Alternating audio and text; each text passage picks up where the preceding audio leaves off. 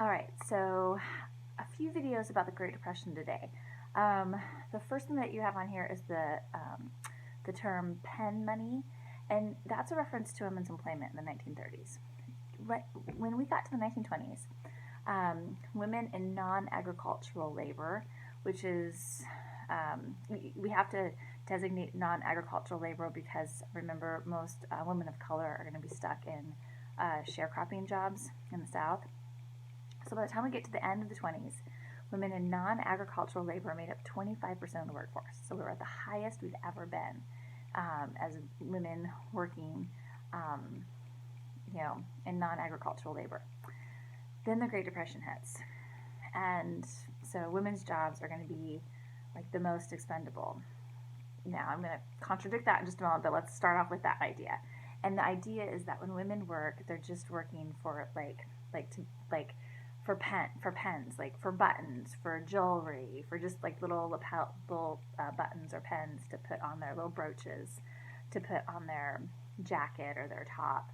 And so this was the idea that you could dismiss women from their jobs because their jobs weren't necessary to like sustain or support a family in the same way that a man's job was. And of course, that's not true. If women were working, it was because their family needed that money.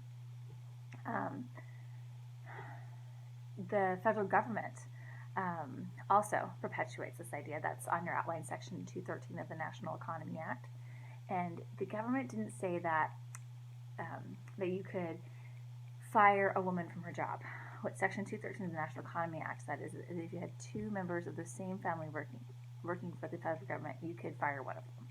Well, it's not like they were firing two brothers that were working for the federal government, right? This was a means to dismiss women from their jobs.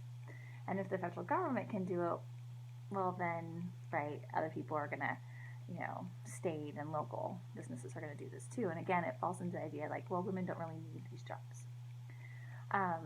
Public opinion supported this as well. Gallup polls come of age in this period where they would, call people on the telephone and ask them what they were thinking. And one Gallup poll asked, should a woman have a job if her husband has a job?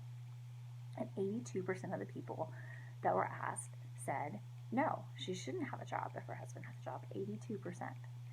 And then, when they only asked women, should a woman have a job if her husband has a job, 75% of women also said, no, she shouldn't have a job if her husband has a job. So, this really was the prevailing idea of the time, that women shouldn't be working if their husbands had a job, that her job, right, is to be in the home.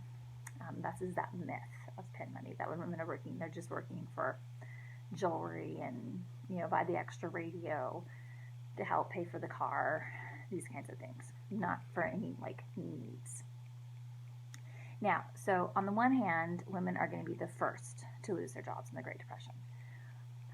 On the other hand, and this is where I'm going to kind of contradict myself, women also have a better chance of keeping their job, but it's going to depend on the job they have. And the only reason they're going to be able to keep that job is because it's already a low status, low pay job that nobody else wants. Right? So if a woman was working in the service industry, like if she was a nurse or if she's in childcare, she's going to be able to keep that job because that's seen as like a woman's job and it's low status and low pay. And so in this way, sometimes women could ride out the Great Depression better than men because if they had a job that was connected to like women's work, meaning it's going to be low status and low pay, they might be able to keep that job. So it's kind of a double-edged sword, if you will. All right. Hopefully that summed up that first term there for you in reference to pen money. And if you have some more questions, you can put those in the discussion board. Take care.